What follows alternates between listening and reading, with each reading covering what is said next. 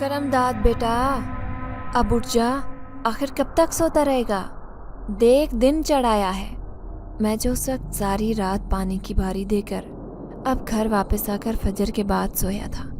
अम्मा की आवाज़ ने मुझे उठने पर मजबूर कर दिया था। अम्मा भी अपनी जगह पर सही थी। वो अकेले घबरा जाती थी और उसे अकेलेपन से खौफ आने लगता था। इसी वजह से वो घबरा कर बार बार मुझे आवाज़ें देने लग जाती थी। मैं यूं तो सुबह फजर के वक्त ही उठ जाता था, लेकिन जिस दिन मेरी रात के वक्त पानी की बारी होती उस दिन मैं सुबह फजर के बाद आकर सोता और फिर 10-11 बजे तक सोया रहता था।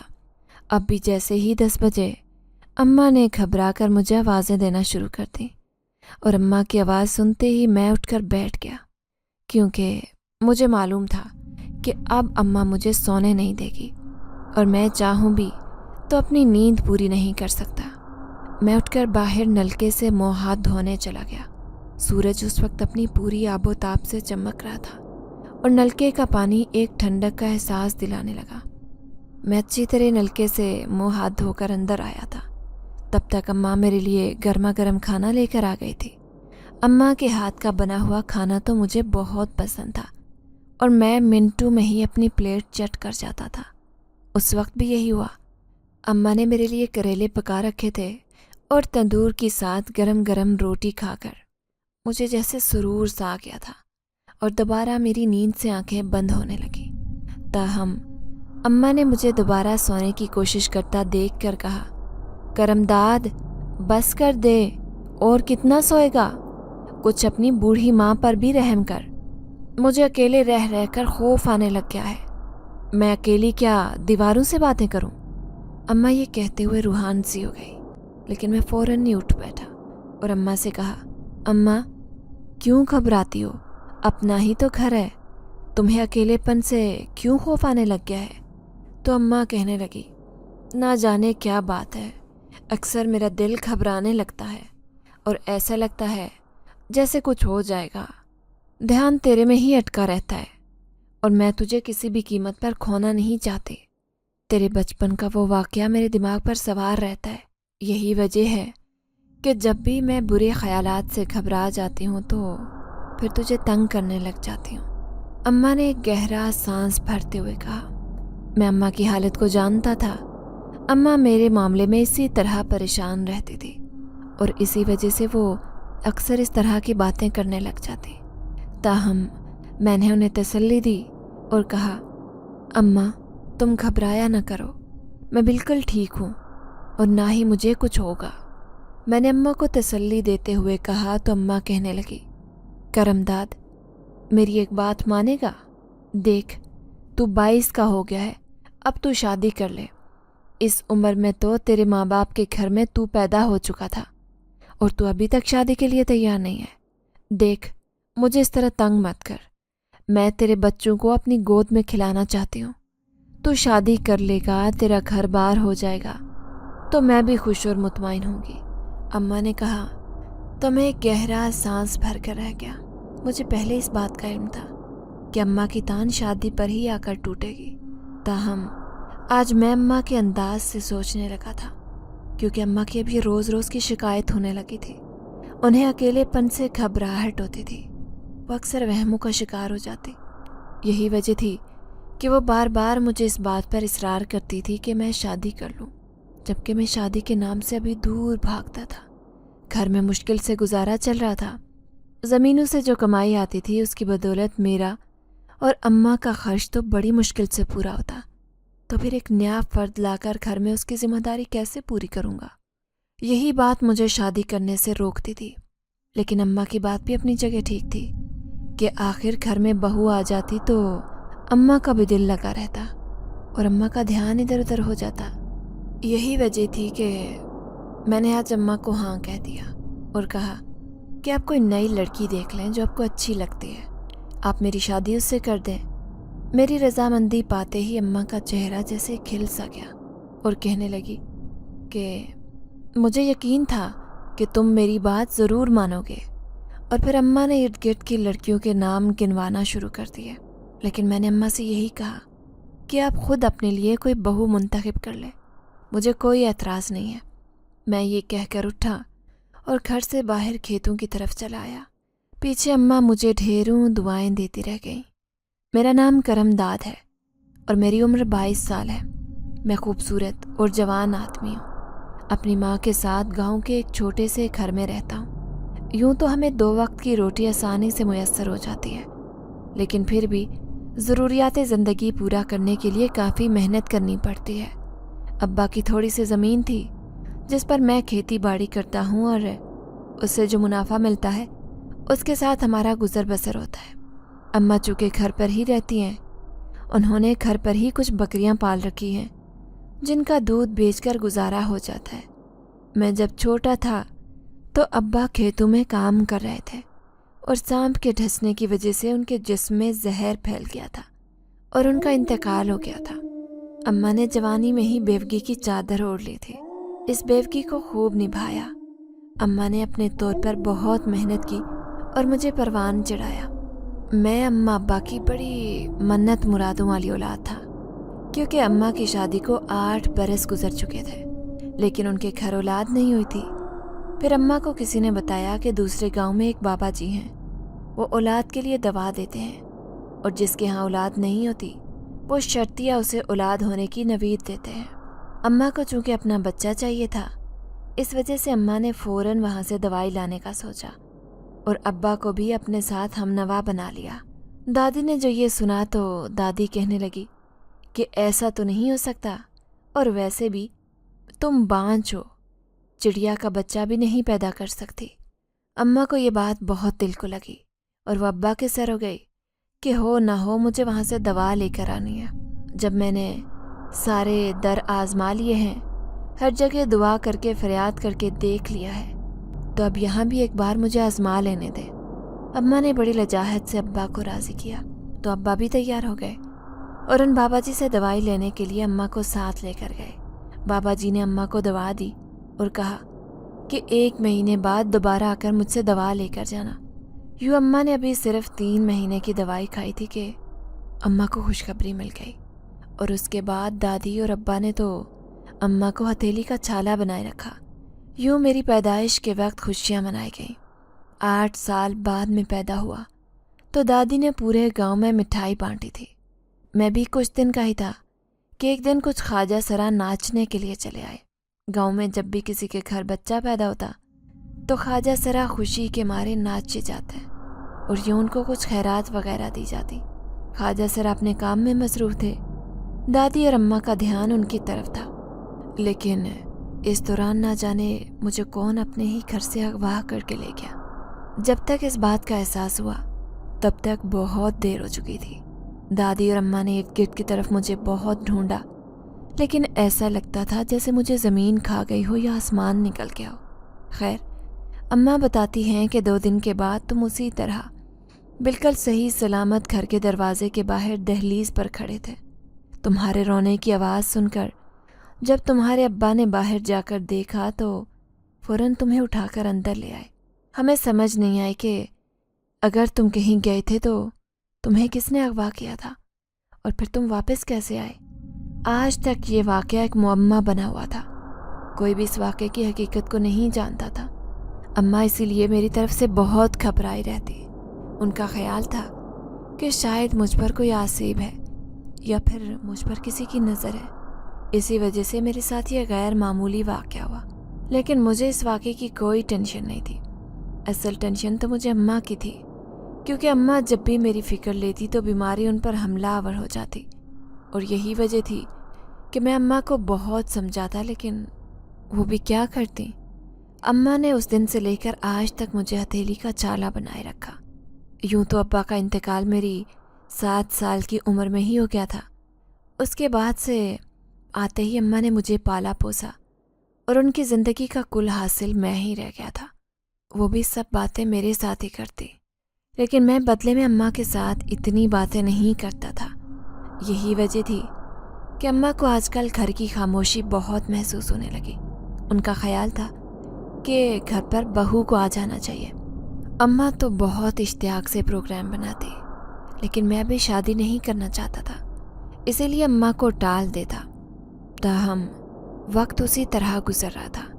لیکن آج اماں کی باتوں سے مجھے صحیح معنوں میں اندازہ ہوا کہ وہ بہت زیادہ اکیلا پن محسوس کرتی ہیں، جس کی بدولت ان کی صحت آج کل بھی خراب ہو رہی تھی۔ اسی لیے میں نے انہیں شادی کی رضامندی دے دی۔ اماں اس وقت سے مختلف لڑکیوں کو زیر غور لا چکی تھی، لیکن اب تک ان کی مکمل تسلی نہیں ہوئی تھی، اور پھر جلد ہی اماں کی کوششوں سے ایک دوسرے گاؤں کی لڑکی اماں کو پسند آ گئی۔ نرمین اپنے نام کی طرح بہت خوبصورت اور پیاری لڑکی تھی۔ اماں نے جب مجھے اس کی تصویر دکھائی تو میں بھی جیسے اس پر فدا ہو گیا تھا، اور پھر جھٹ منگنی پٹ بیاہ والا معاملہ ہوا۔ اماں نے بہت جلد میری شادی طے کر دی، اور یوں نرمین رخصت ہو کر ہمارے گھر آ گئی۔ میں نے جب شادی کی پہلی رات نرمین کو دیکھا تو اسے دیکھتا رہ گیا۔ اتنی خوبصورت لڑکی میں نے آج تک اپنی زندگی میں نہیں دیکھی تھی، اور پھر اس کی بڑی بڑی نیلگوں آنکھوں نے مجھے اپنا گرویدہ بنا دیا، اور اس دن کے بعد سے میں کہیں اور دیکھنے کے قابل ہی نہیں رہا۔ نرمین میرے دل کی بلا شرکت غیر مالک بن بیٹھی تھی، اور میں جیسے اس کی محبت میں گوڑے گوڑے ڈوب چکا تھا۔ نرمین نے آتے ہی مجھے اور اماں کو اپنا گھرویدہ بنا لیا تھا۔ وہ اتنی ہنسمکھ اور محبت کرنے والی لڑکی تھی کہ ہمارے گھر کو جنت بنا دیا تھا۔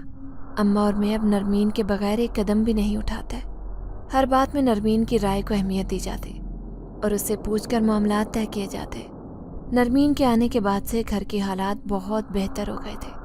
ایسا لگ رہا تھا جیسے وہ اپنا رزق ساتھ لے کر آئی ہے، اور گھر کے بہت بہتر حالات مجھے بڑا حوصلہ دے رہے تھے۔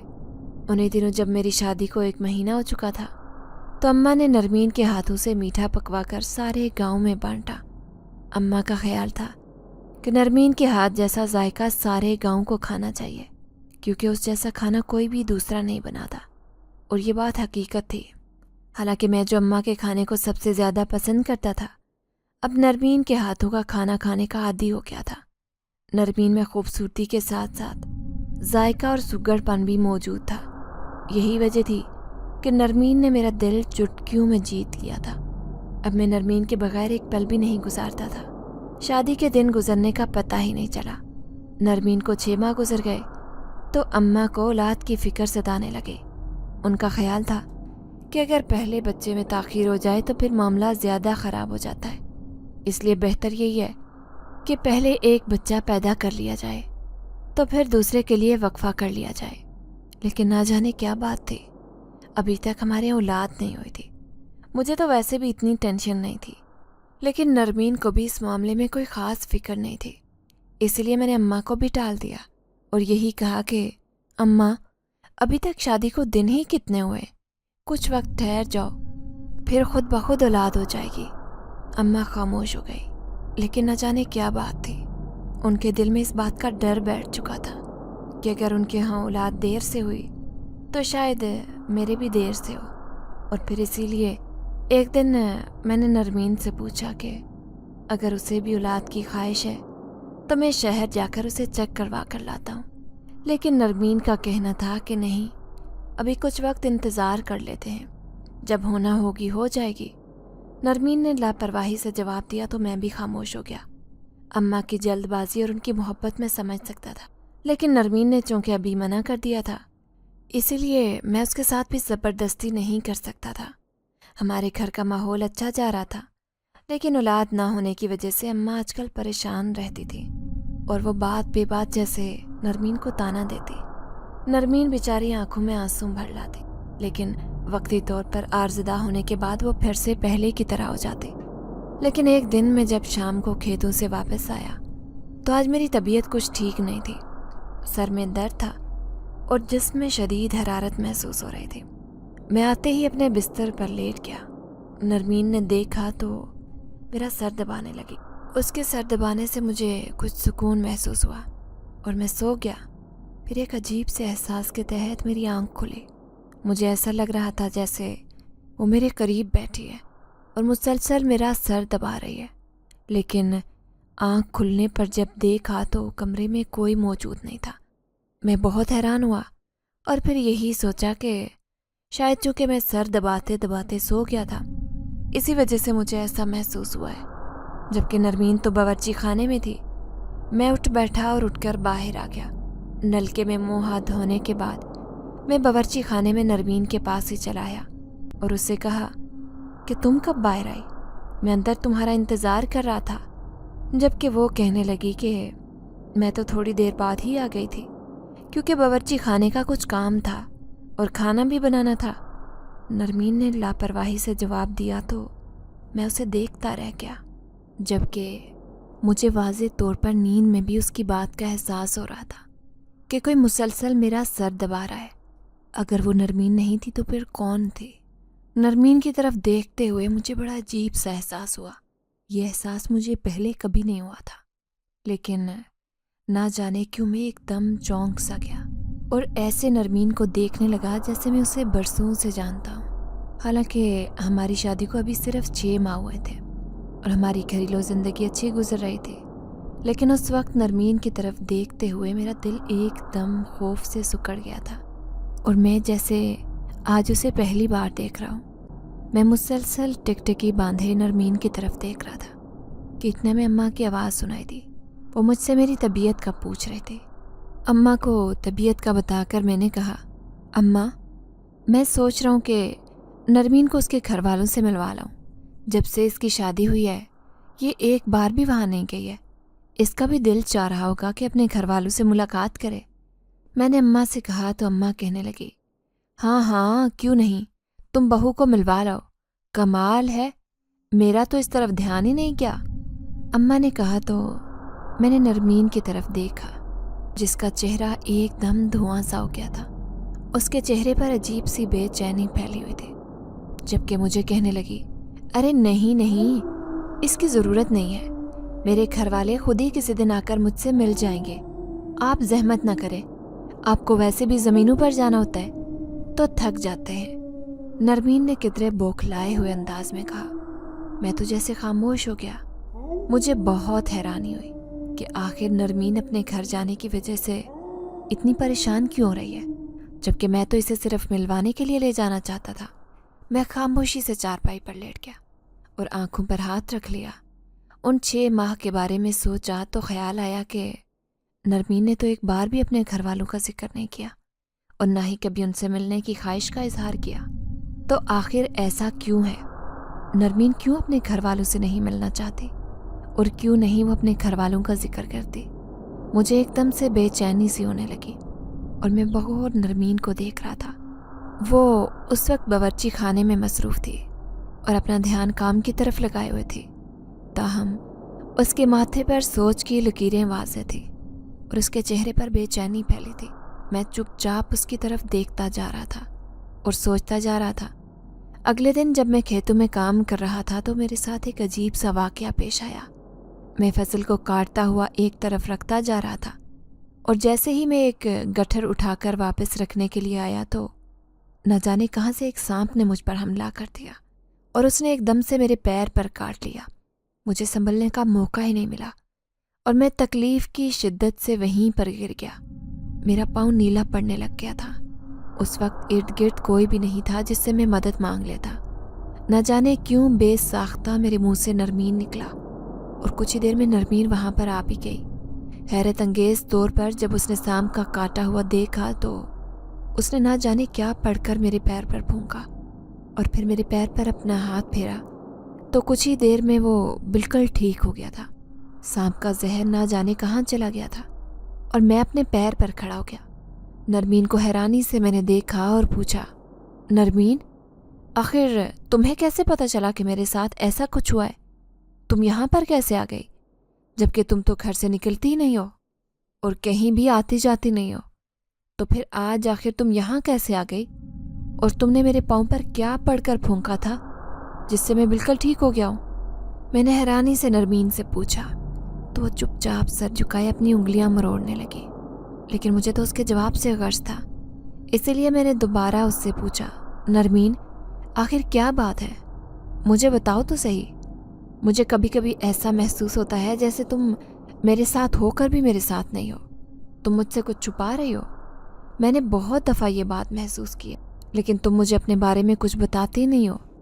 अब आज ये गैर मामूली वाक़या देखकर मैं हैरान हुआ और मुझे इस बात का यकीन है कि आखिर कुछ तो है ऐसा जो तुम मुझसे छुपा रही हो।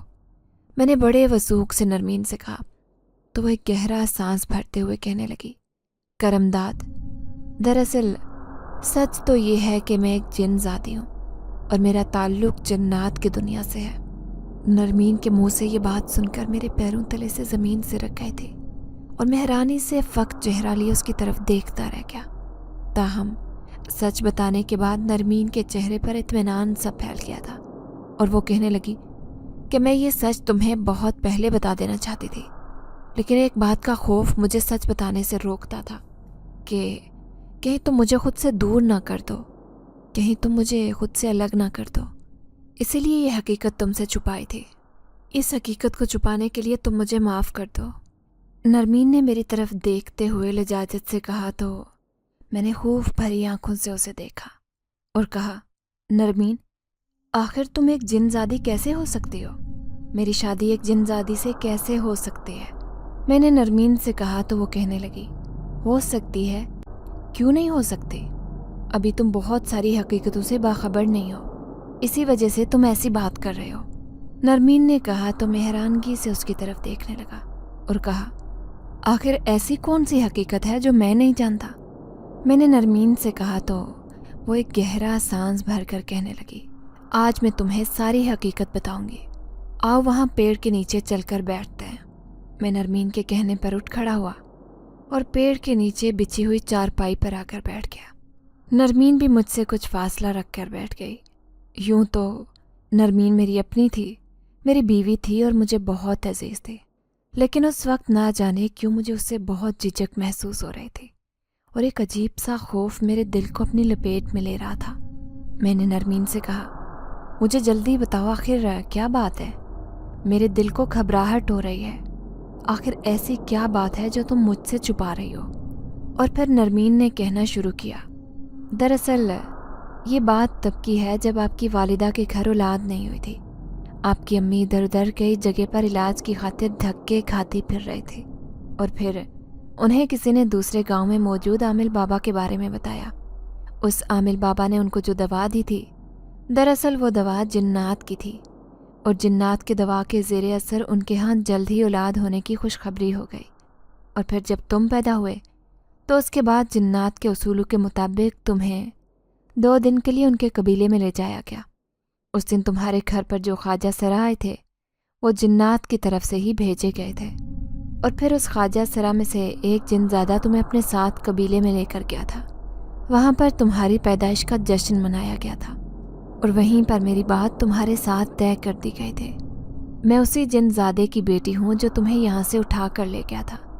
2 दिन बाद तुम्हें वहाँ से सही सलामत घर छोड़ गया था और उसके बाद वैसे ही तुम पर नज़र रखी गई। यूँ तो तुम्हारे हालात इतने अच्छे नहीं थे, लेकिन चूँकि जिन्नात के कबीले का उसूल था कि जब एक बार किसी से बात तय कर दी जाए तो फिर वो बात ख़त्म नहीं होती। मुझे थी कि जब तुम्हारी माँ ने तुम्हारे लिए रिश्ता देखना शुरू किया तो उनके दिल में खुद ब खुद मेरा ख्याल जड़ पकड़ने लगा और आहिस्ता आहिस्ता वो मुझे अपनी बहू बनाने की तगदू में लग गई।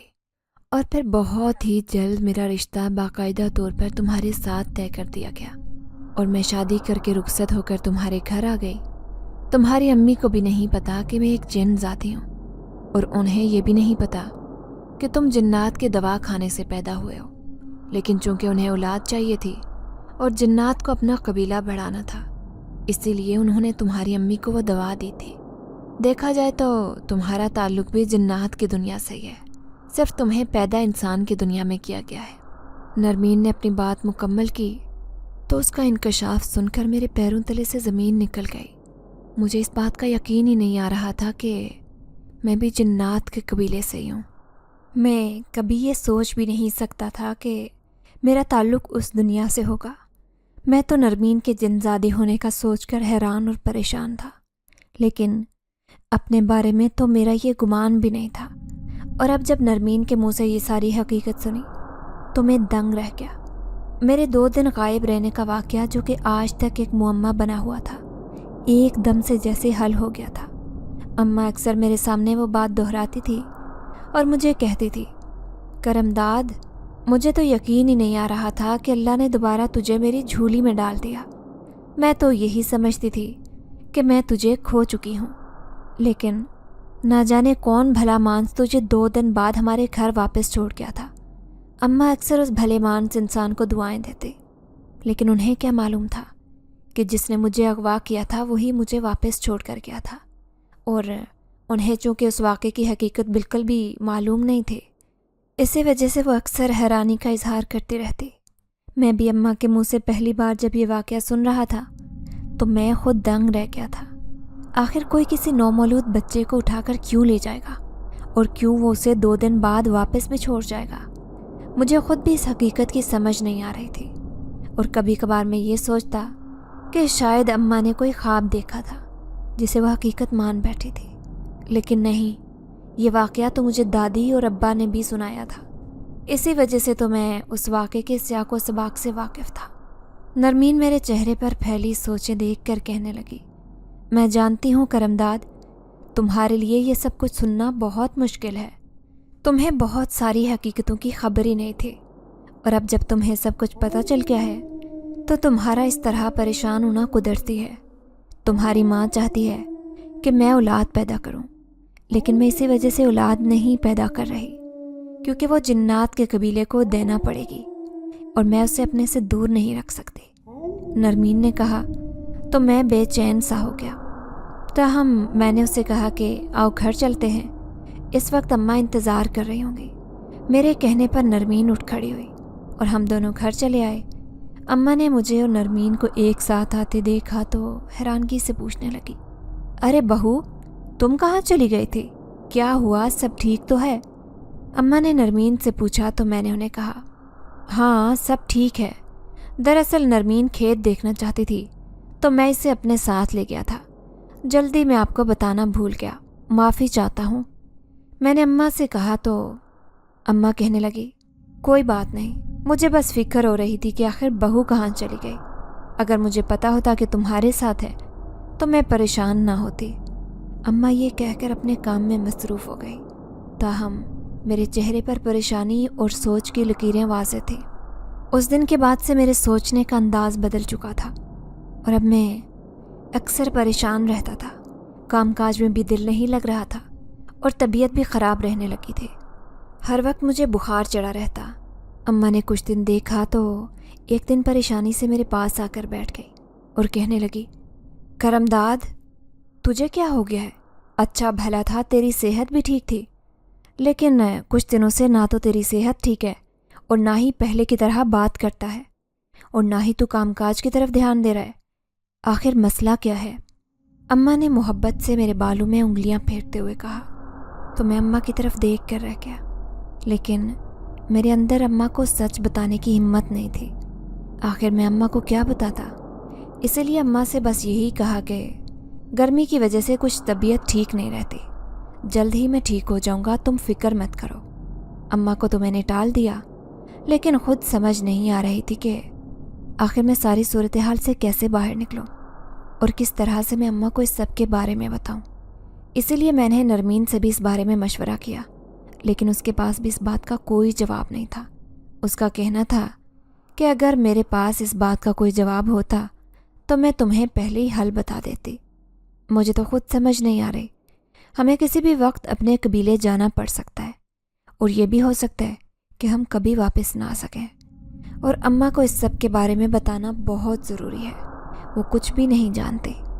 نرمین کی بات سن کر میں اور زیادہ پریشان ہو گیا، کیونکہ میں اماں کو دکھ نہیں دینا چاہتا تھا۔ میں نہیں چاہتا تھا کہ انہیں کسی بات کی پریشانی ہو، لیکن اب جب حالات پلٹا کھا رہے تھے اور میں اور نرمین کسی بھی وقت جنات کی دنیا میں واپس جا سکتے تھے، تو اس سے پہلے ہی اس کا کوئی نہ کوئی حل کرنا تھا۔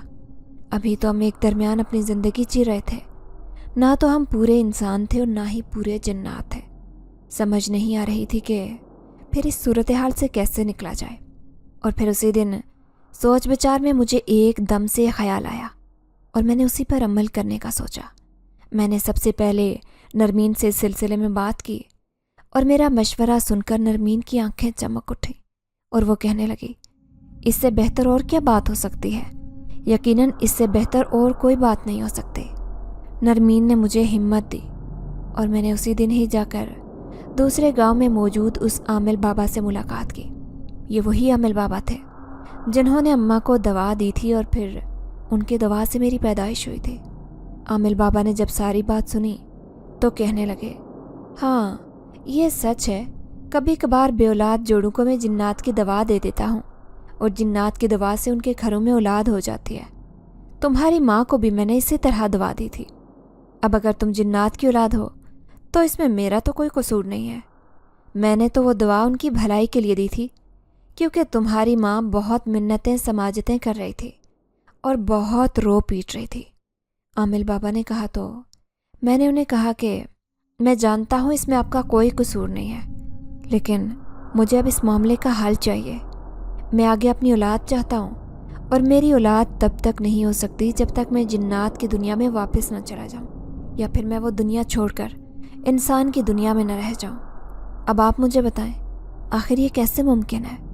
मैंने उस आमिल बाबा से कहा तो वो सोच में पड़ गए और कहने लगे, तुम फिक्र मत करो, मैं इसका कोई ना कोई हल निकाल लूँगा।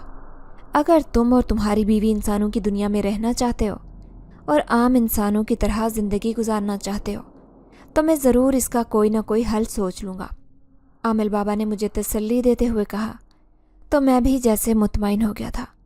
और फिर जब मैंने नरमीन से ये बात कही तो वो भी मुतमईन हो गई। उसका भी यही कहना था कि मैं अब जन्नात की दुनिया में वापस नहीं जाना चाहती, मुझे यहीं पर रहना है और आपके साथ अपना घर बसाकर बच्चे पैदा करने हैं। नरमीन की बात सुनकर मैं मुस्कुरा दिया और फिर मुझे शिद्दत से इस बात का इंतज़ार था कि कब वो आमिल बाबा मुझे बुलाएं और बताएं कि आखिर अब हमें क्या करना चाहिए।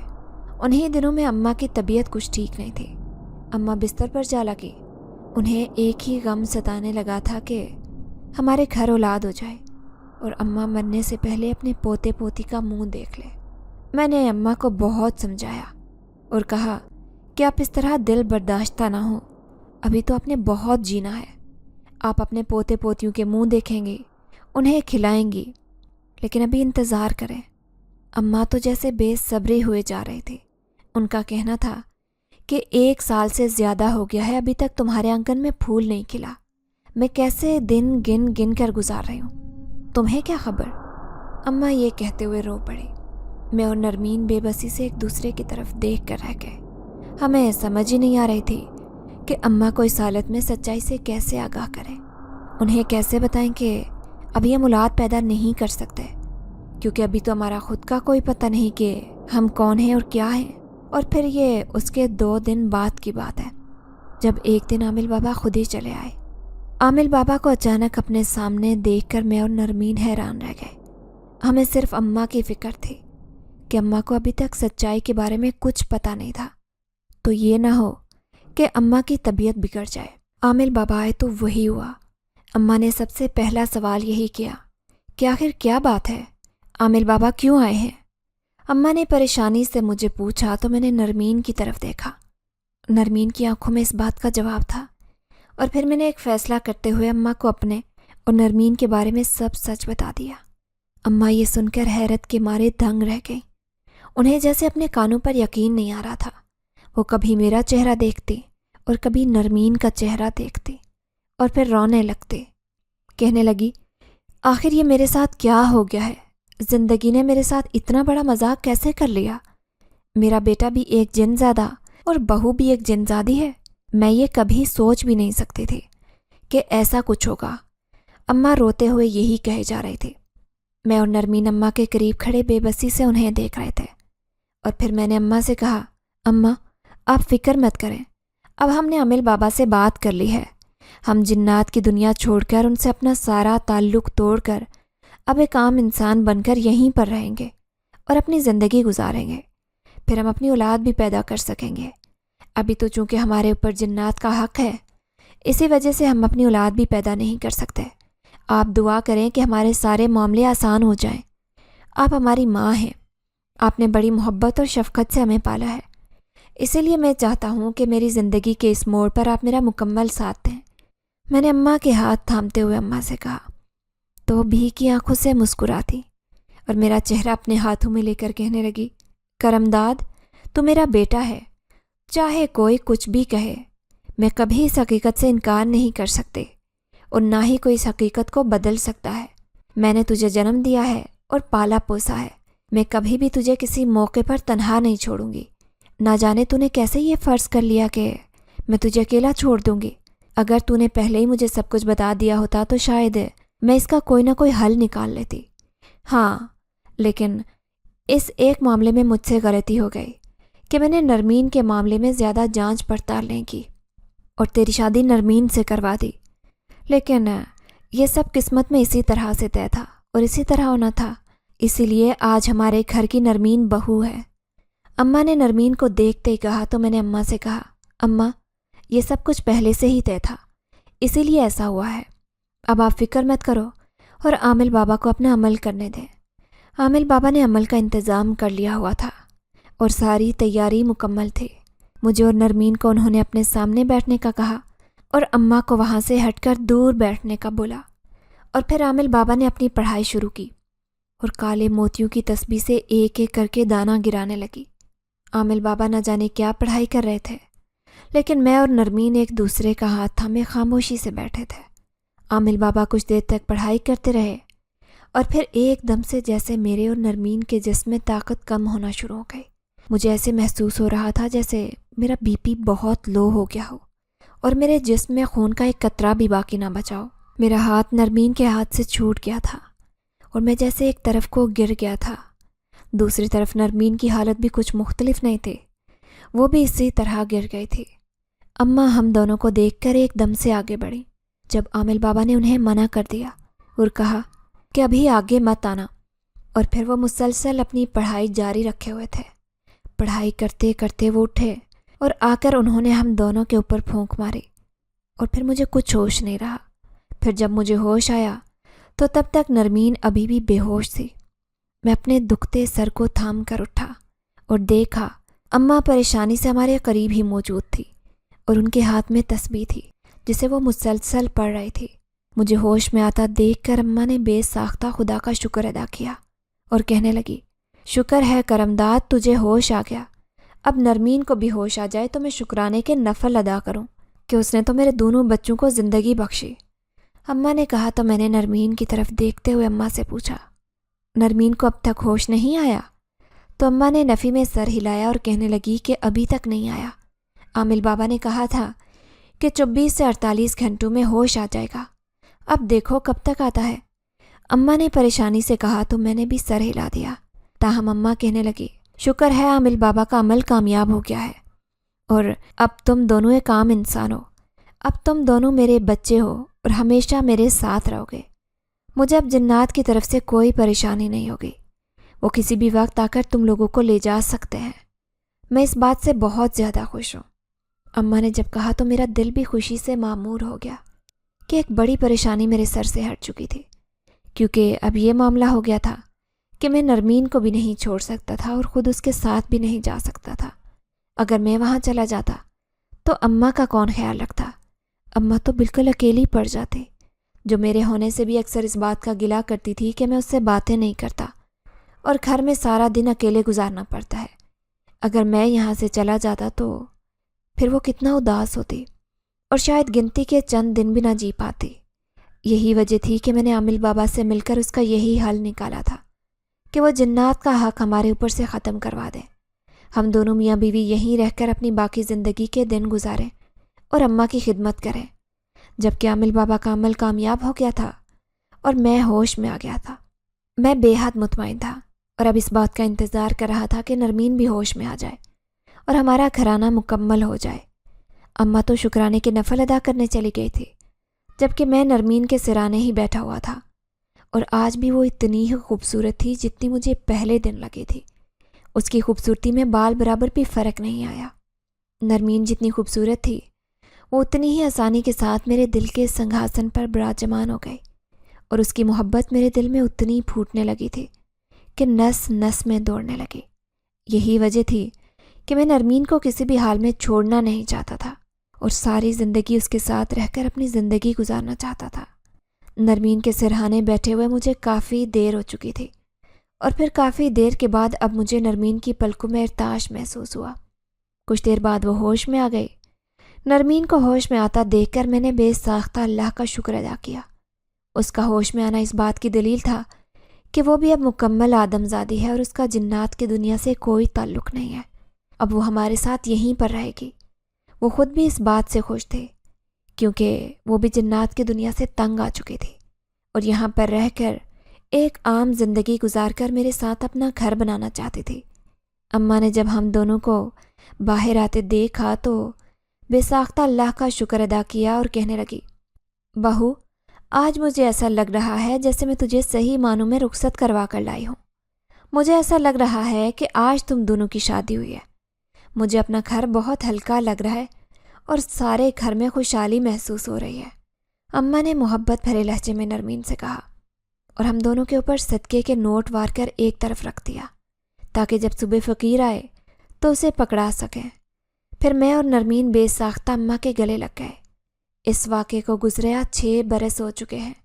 میرے 2 بچے ہیں۔